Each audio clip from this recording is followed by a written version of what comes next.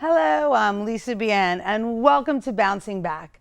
My fascination with learning about people is ongoing and all-consuming.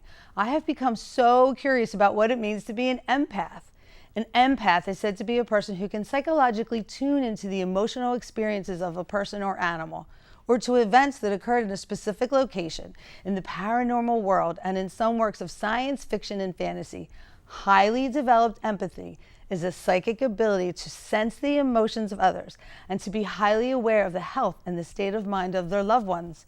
No matter how far or away these individuals can be, it can be so challenging for people who may be empaths to function well in society.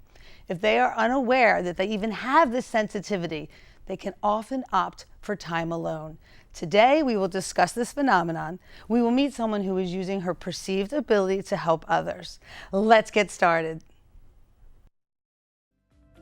Hello, I'm Lisa Bien, and welcome to Bouncing Back. God makes a way. Be honest and communicate. Be your authentic self. That's so critical.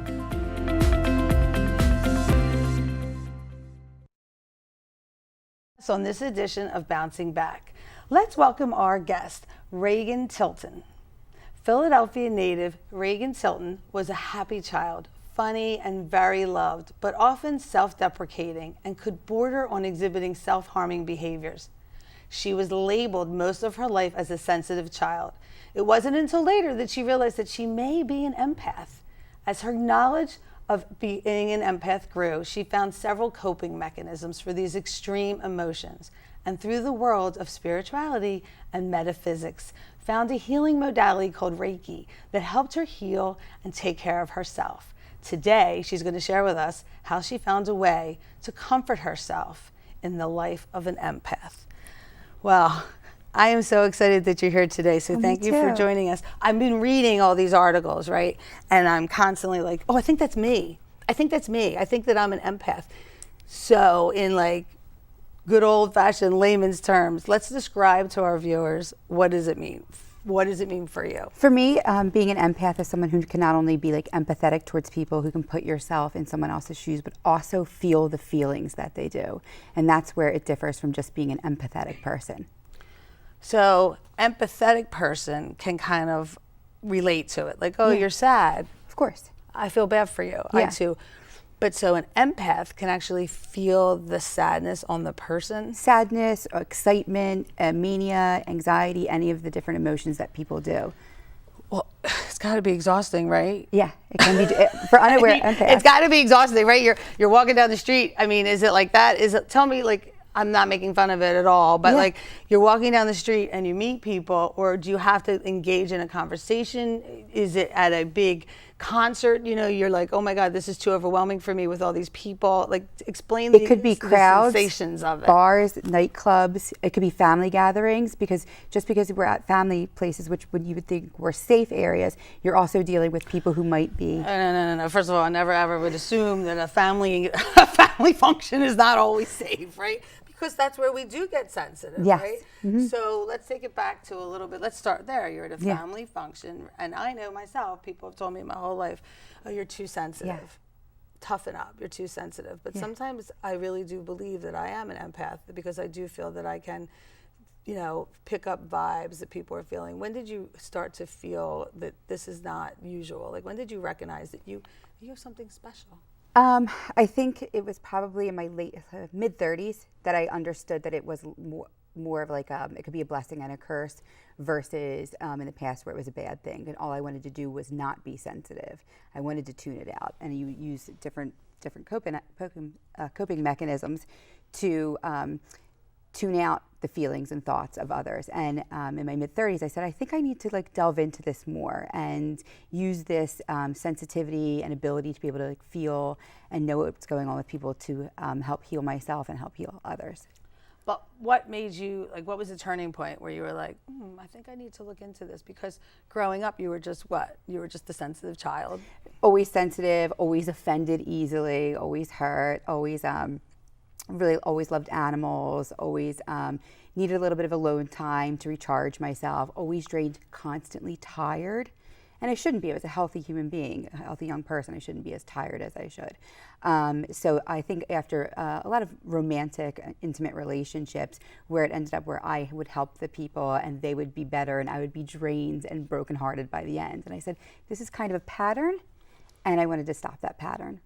Well, first of all, congratulations on stopping the pattern, because I always think that people think that change just automatically happens, and in life change, that's just not how life happens. So life happens when we recognize that something isn't kind of working for us, and then we're like, okay, wait, time out, I want to fix this or make it better. And so that's what you really did. You recognized that there was a pattern here, and I'm going to change, and I'm going to kind of break that pattern. Because people will say to me all the time, like, how did you do it? How did you change your life? And I go, well, it wasn't easy, right? So you had to break the pattern. So tell us about, you decided to break the pattern. What is the first thing that you did? Just practicing healthy coping mechanisms. Okay, so let's talk about healthy coping mechanisms. Yeah. Give us an example. Meditation practice, centering yourself, back to yourself, yoga.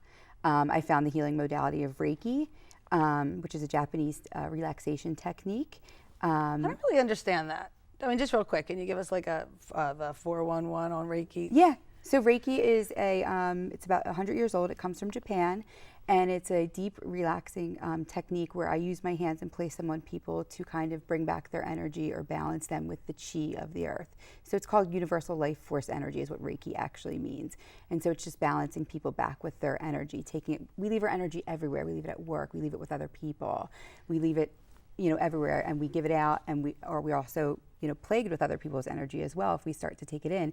And so if you can get a Reiki session or Reiki treatment, you can kind of call back your energy, kind of call out anyone else's energy. It's interesting that you talk about that, how we leave our energy everywhere, because I was recently reading an article about how we wake up in the morning, and we have, like, say, for an example, like a full, we're full on with our energy, and then all of a sudden, as the day progresses, we start to lose energy. And you have to recognize when you have to get to know yourself, and I think that's an important topic for people, especially here on a college campus, for students to understand, like, when they function the best. A lot of college students will say things like, well, I'll just pull an all-nighter. Well, that doesn't necessarily mean that's your best, right? So what you're really talking about is being very aware of the energy that we pick up from other people, right? And then we're also talking about the importance of energy that we exhaust. Yeah. Empaths tend to be people pleasers. We don't know how to say no. We want to eliminate suffering, so we will do anything to eliminate suffering, including harm ourselves. So you just gave me a lot of information to think about real quick. So they don't know how to say no. There's a lot of people that don't know how to say no, right? Tons. We Everyone, don't. yeah. But why is that, right? We want to help. We want to make people happy.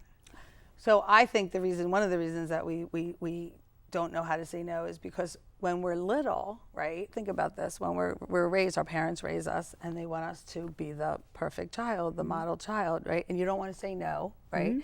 Or if you say no, your parents are like, no, yes, you will do it. You will do it, right? And so as young children, we're almost taught our behavior. We have to almost think about what we're saying no to and how to say no.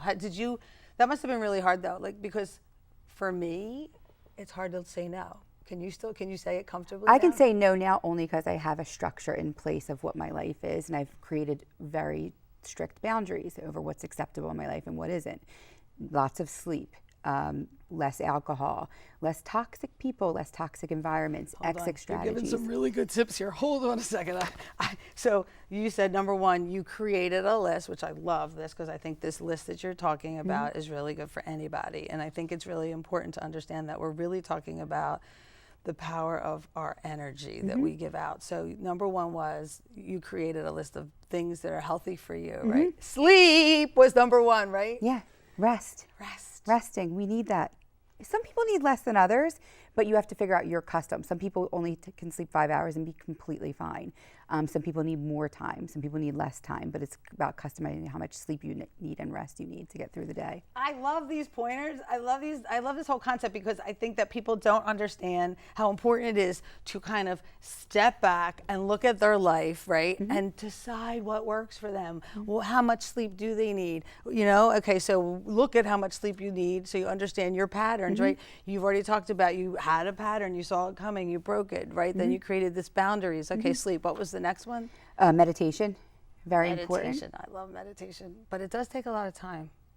But it doesn't. It takes a lot of practice. It does take, everything takes a lot of practice. I know. Okay, can we do meditation? How quickly can we do meditation? Like, how much time do you give to meditation every day? She's About like, 20 she's minutes. looking at me like I'm going to kill her. She just said the meditation. About 20 minutes. I wake up at 6 and try to do between like 6 and 6:30. I try and find 20 minutes to kind of. So it sounds like part of your time is part of your creating the expectations and the boundaries that you have are also really having like sticking to a time schedule for what works for you. For highly sensitive people, we need structure. Highly sensitive people. Okay, that's so because the sleep. I guess if you're tired, right? So if you're tired and then you're around and you're highly sensitive to begin with, now you become ultra sensitive moody, and then irritable. moody. So I guess for some folks, if they're watching the show, right, and they're like, oh, that's kind of me, right?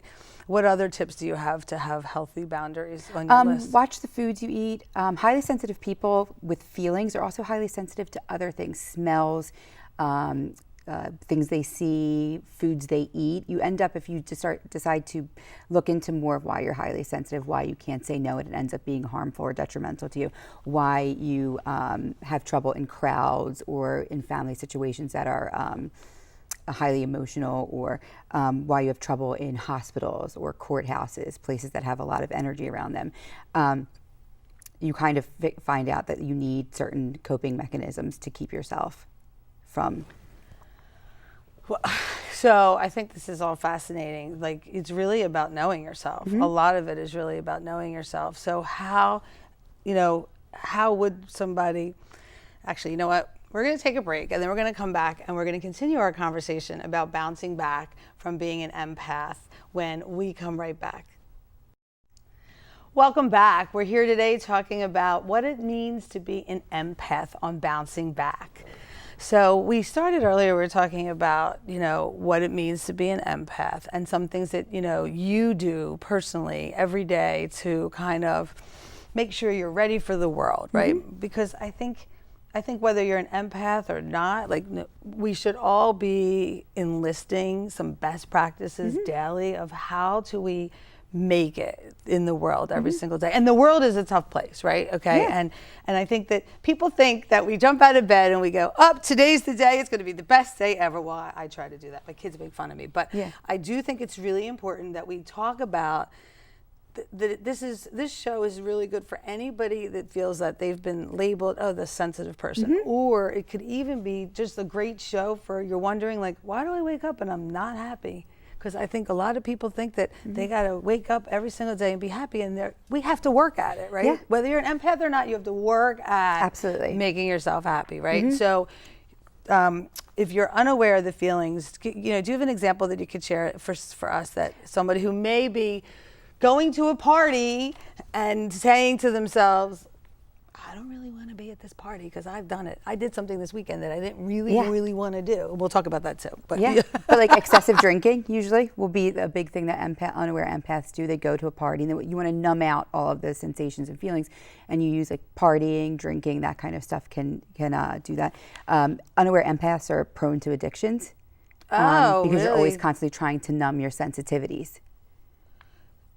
Is it numbing your sensitivities, or is it the fear of saying no? Because I think I'm really stuck on that whole fear of saying no, because we want to people please. People who are people pleasers don't want to say no, and they don't want to be left out, right? Right. Also to the fault of their own life. So you might, if your friend wants you to go to a party and you have to study for a test at 8 a.m. the next day, you don't want to say no to your friend. You go to the party, you think, well, I should have some fun, or I want to support my friend, and what if, I want my friend to go to a party with me, because you're sensitive, and I ask them and they don't go, so then you don't study for your test, and you end up failing your test because you wanted to go to the party. You didn't want to say no. This goes back to what I've been saying for years, that I think that we, as parents, everybody, we all need to do a better job of teaching our kids of how to genuinely care and love for themselves, right? I have this, I say it all the time. I do a lot of motivational speaking, and I talk about that. I say, we tell our kids, go to school, get good grades, do this, do that, but we don't really teach students, and we don't really teach our children necessarily how to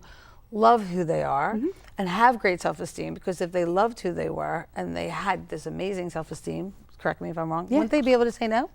They would, or you wouldn't tell them that you have to go to school, also be in sports, also have tons of friends, also do this, also do that.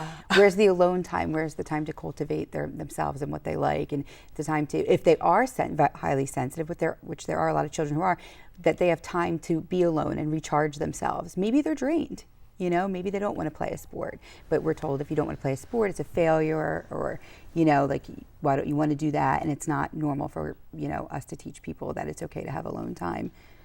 Well, I think that that's really important too, that we teach people that it's okay to have alone time and how to be alone. I was one of those, like I was the girl in school that if the kids were out in the neighborhood, I grew up in Northeast Philly, and if the kids were out in the neighborhood and I heard kids playing and they didn't invite me, I was the one that was like, I gotta go out there, right? We all wanna be, because what do we ultimately want? We all wanna be loved and accepted. And so if you're an empath, you're really carrying a bigger burden, right? Or when you were a child, right? They labeled you quickly, right? That you were the sensitive child. I was always you're very sensitive, Regan. You're always, my feelings were always hurt. I was always easily offended. And so it was like easier for me to I was really into music, or like I didn't want to go out with my friends as much, but I also felt the feelings of being left out and alone for a little bit, probably around like 14, 15 years old. And I think for me, it was like a very pivotal time in my life, but I wanted to be included, but I also didn't want to feel the feelings of feeling the nervous and anxiety of being there and just feeling too many feelings at once. So it's like it's pressure. It's really a lot of pressure, and today's world, it's tough, right? To be overly sensitive. I don't know, when you watch a movie, does it strike you at a core differently than you think somebody else, or the news that's happening in the world every day? So I don't watch the news. I can't watch certain politicians. One of the things, like most also like susceptible to like partying and drinking, also using emotional eating is a big thing too that people do. That numbs you out from the sensitivities and emotions as well. I guess that's interesting. So if you're having oversensitivity to different people or to different things, you start to eat to calm it down a little bit. Food addictions, there's alcohol addictions, drug addictions, there's addictions to a lot of different things, and so you can end up finding those things to help numb out the sensitivities. Not everyone is super sensitive, but people who are super sensitive are prone to trying to, in order to live in a world without being labeled too sensitive, because it's a bad thing, which it shouldn't be. It's such a bad thing to be overly sensitive. I remember when I was a kid, it was, you're so sensitive, toughen up. And to this day, people say to me, get some thick skin. You need to, and I say, no, I don't want to get thick skin. I like who I am. I enjoy who I am. But I have learned that, and I'm older, much older than you. I have learned through the years that you do have to manage your time and learn how to say no. I think that's so incredibly important of how to live in this world, But if someone's watching the show and you think that they they're sitting here and they're thinking, I think this is me. You have any advice you could give them? Like, what was the first thing that you did when you thought that this was who you were? I took myself out of situations that I thought could be triggering. So like very bars and clubs and stuff like that. Friends who I didn't really think had my back. I got into yoga, which is a very grounding practice. I got closer to the people who unconditionally loved me. So I went to places where I felt loved and could feel open about my feelings. I came up with a better sleep schedule, a better eating. I became vegan. Wow. Because you're highly sensitive to, obviously, if you are highly sensitive towards animals and you love them. And I was a vegetarian from like 15 to 30, stopped for a little bit and then went back to it because it's just who I am. You're highly sensitive to eating animal products because of, being extra sensitive and that kind of stuff. So, all those different things make it easier for you to. So you said remove yourself, you removed yourself from difficult situations, or you started to think about, so you're here on a college campus, right? And so, it's more challenging when you're at college, right? Because you live on a college, a frat house, or you live in a sorority house. It's not so easy, to really necessarily remove yourself, right? Because there's days that you want to remove yourself from your job, right? So, so when you're there and you're in it, do you have any advice for somebody who's like, I mean, we all get sensitive, you know? Exit strategies, I think, are the best one. Or just little boundaries. Oh, I can only stop by the party for 2 hours. I've got something to do. 2 hours? That's a long time to stop by a party. Well, I'd be like, I'm out. a lot of empaths like to go places alone, take their own car just in case they want to leave. Coming up with boundaries, like, you know, coming up with boundaries over stuff. Being independent about when you're coming and going, making sure that you don't feel like you're obligated to do certain things. So it sounds like there's a lot of positive self-esteem that needs to go hand in hand, right? So tell us what you do in addition to being an empath, right? To help boost your self-esteem on a daily basis. Do you get up in the morning, you practice yoga or Reiki, or you meditation? Meditation. So you do meditation and yoga, and then you actually do Reiki for people, correct? Yes. Okay. I'm so fascinated by Reiki. And so on the weekends, how do you recharge your battery? Is it the meditation every day? It's spending time with friends. I actually eliminated coffee, so I can't do coffee anymore, but like having to go in to have tea with friends instead of going to a bar. She eliminated coffee. I can't do that. That's it, I'm done. How do you eliminate coffee? Oh my God. I don't know. You know, it seems like you did so many great things for yourself, right? You really did. You've come a long way. Yes. So, you know, when you were younger and you were labeled the sensitive child, right? And you really struggled with being empathetic, right? And with lots of folks. And then maybe in your 20s, you did some things that maybe you found yourself in tough situations because of your empathy. Well, I was in a long relationship for 10 years, and I think I absorbed a lot of his. Well, I think that's a really interesting topic too, especially for, I mean, anybody, you know, whether you're on a college campus or not, the importance of when you're in a relationship, not kind of taking on their personality. Yeah, it's one of the hardest things in the world to do. Not only their personality, but their like energy. I'm all about energy, and if someone doesn't have like positive energy, I'm like, I'm with you. I've left events where I say I can't stay here. Yeah. And the car thing is a little crazy because that is what I do. I will always drive myself to a party because I always want an exit strategy. But I think that's healthy in some ways. It's very Don't healthy. you think? It's very healthy. I mean, everything you're talking about is really healthy. You're talking about being, what we're really talking about for an empath is being overly sensitive to the environment and the world around us. Yeah. But it also can be a gift where we can help people on a grander scale versus hurting ourselves because we're just taking it all in, or we're forcing ourselves to do stuff that we don't want to do to be normal, versus being able to help other people who are as sensitive or need help as well. And we can, if we're, you know, we heal ourselves, we can start to heal the world. Oh my God, I love that. Can you say that again? If we heal ourselves. Heal yourself, heal the world. I love that. Heal yourself, heal the world. And I think it's so relevant and it's so true because when we start to really heal ourselves and love who we are, we become a greater gift to the people around us and in our life. Wow. Oh my God.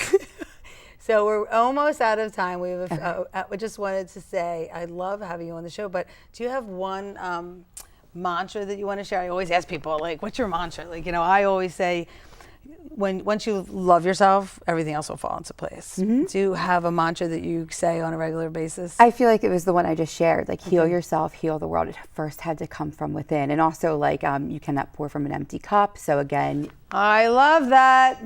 My thanks to our guest, Regan Tilton, for sharing her experiences and insights. We learned a lot today. People who identify as empaths felt that they were born with this raw emotional ability, and they are generally very understanding of others and their circumstances. Oftentimes they will ask questions rather than make snap judgments, or intuitively seem to know that there's more to the story than meets the eye. They are sensitive to TV, videos, movies, news, and broadcast violence or emotional dramas depicting shocking scenes of physical or emotional pain inflicted on adults, children, or animals, and can bring an empath easily to tears. Don't read the future or predict it. They read people and their energy, although sometimes it depends on the person being read too. I will leave you today with the reminder of the theme that runs through Regan's head daily is heal yourself, then heal the world, and that you cannot pour from an empty cup. Once again, I'm Lisa Bien, and I look forward to seeing you next time on Bouncing Back. Hello, I'm Lisa Bien, and welcome to Bouncing Back. God makes a way. Be honest and communicate. Be your authentic self. That's so critical.